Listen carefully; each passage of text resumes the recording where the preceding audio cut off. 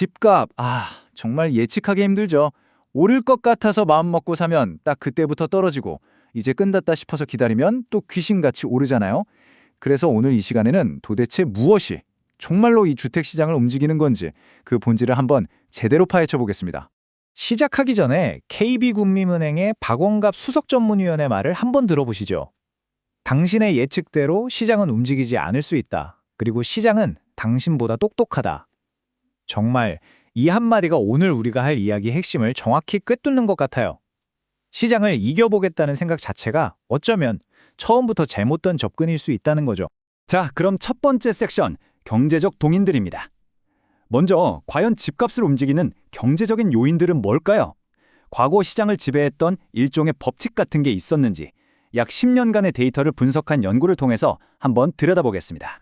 여기서 우리가 꼭 알아야 할 첫 번째 핵심 개념이 있는데요. 바로 M2, 다른 말로 유동성입니다. 뭐 어렵게 생각할 거 없고요. 그냥 시중에 돈이 얼마나 풀려 있는가, 경제에 얼마나 많은 돈이 흐르고 있는가를 보여주는 지표라고 보시면 돼요. 이게 왜 중요하냐면 앞으로 나올 이야기에 계속 등장할 거거든요.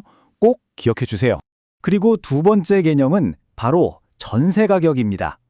이건 뭐 한국 부동산 시장에만 있는 아주 독특한 제도죠. 매달 월세를 내는 대신에 큰 목돈을 보증금으로 맡기는 방식이잖아요. 그러니까 이 전세금이 오르냐 내리냐가 사람들이 집을 살 수 있냐 없냐, 즉 구매력에 직접적인 영향을 주는 아주 중요한 변수입니다. 자, 이 그래프 한번 보세요. 정말 놀랍지 않나요? 2022년에 나온 한 학술 연구 자료인데요. 1997년부터 2021년까지 시중에 풀린 돈의 양, 즉 M2를 나타내는 이 검은색 선하고요. 서울 주택가격지수인 회색 영역이 거의 데칼코마니처럼 똑같이 움직입니다. 시중에 돈이 풀리면 집값이 오른다. 이 말이 그냥 하는 소리가 아니라 이렇게 데이터로 명확하게 증명되는 거죠. 자, 그래서 이 연구가 뭘 말해주냐면요. 2012년부터 2021년까지의 데이터를 보니까 유동성, 즉 돈이 많이 풀릴수록 집값은 올랐습니다. 이건 뭐 우리가 예상했던 그대로죠. 근데 여기서부터가 진짜 재밌어요.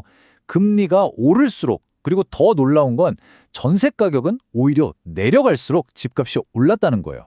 이상하죠. 그리고 진짜 충격적인 건 이겁니다.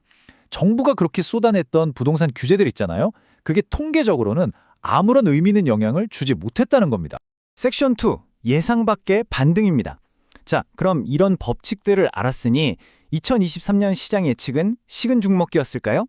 글쎄요, 시장은 우리의 뒤통수를 제대로 칩니다. 2023년 다들 아시다시피 금리는 높았고 경기는 안 좋았잖아요. 그럼 우리가 방금 본 그 법칙에 따르면 집값 당연히 계속 떨어졌어야 하는 거 아닐까요? 그죠? 그런데 시장은 완전히 반대로 갔습니다. 보세요. 7개월 연속으로 폭락을 거듭하던 서울 아파트 실거래가가 2023년 1월에 갑자기 0.81% 플러스로 돌아선 겁니다. 반등한 거죠.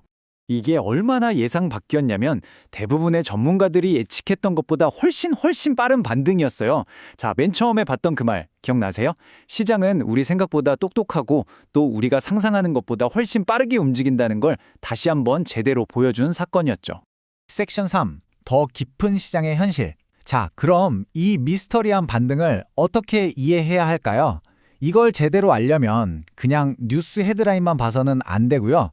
그 통계 이면에 숨어있는 더 깊은 시장의 현실을 들여다봐야 합니다.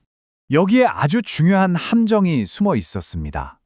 우리가 본 반등은요, 실제로 거래된 아파트들만 평균 낸 실거래가 통계였어요. 이게 무슨 말이냐면 급매물이 싹 사라지고 비싼 아파트들 위주로 거래가 되니까 평균 가격이 오른 것처럼 보이는 착시효과가 있었던 거죠.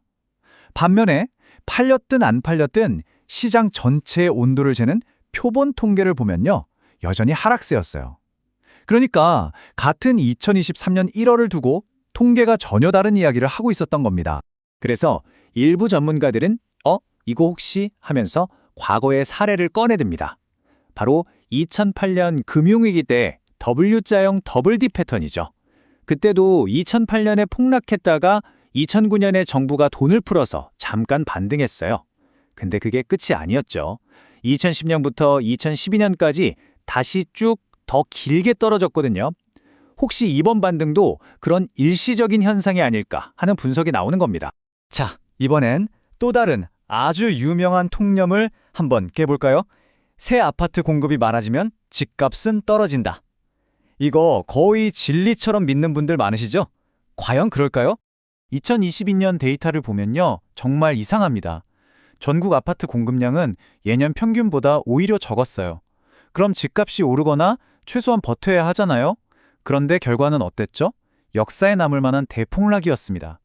이게 뭘 의미하겠어요? 공급도 물론 중요하긴 하지만 금리나 유동성 같은 거대한 경제의 힘 앞에서는 그냥 작은 변수 중 하나일 뿐이라는 걸 여실히 보여주는 거죠. 자, 그럼 정리해 봅시다. 시장 타이밍은 맞출 수도 없고 공급이 많으면 떨어진다 같은 단순한 법칙도 통하지 않아요. 그럼 도대체 우리 같은 사람들은 이 예측 불가능한 시장에서 어떻게 해야 할까요? 어떻게 하면 현명하게 길을 찾아갈 수 있을까요? 전문가들은 미래를 예측하려 애쓰지 말고 이 세 가지 원칙을 꼭 지키라고 조언합니다. 첫째, 자본을 확보하세요. 뭐니 뭐니 해도 현금이 왕입니다. 기회가 와도 돈이 없으면 잡을 수가 없잖아요. 둘째, 투자가 아니라 내 필요를 우선하세요. 투기 목적으로 접근하면 스트레스만 받아요. 내가 정말 살아야 할 집을 산다고 생각하는 게 훨씬 마음이 편합니다. 그리고 마지막 셋째, 먼저 팔고 나중에 사라. 특히 지금처럼 불확실한 시장에서는요, 섣불리 샀다가 내 집이 안 팔려서 옴짝달싹 못하게 되는 위험을 피하는 그야말로 황금률입니다. 이 모든 이야기를 듣고 나니 이런 질문이 남습니다. 애초에 누구도 예측할 수 없도록 만들어진 이 시장에서 진짜 이기는 건 뭘까요? 진정한 승리는 어떤 모습일까요? 어쩌면 그건 남들보다 싸게 사고 비싸게 파는 그런 완벽한 타이밍을 잡는 게 아닐지도 모릅니다. 그저 지금 바로 나의 재정 상황과 내 인생 계획에 가장 잘 맞는 올바른 결정을 내리는 것. 그것이야말로 진짜 승리가 아닐까요?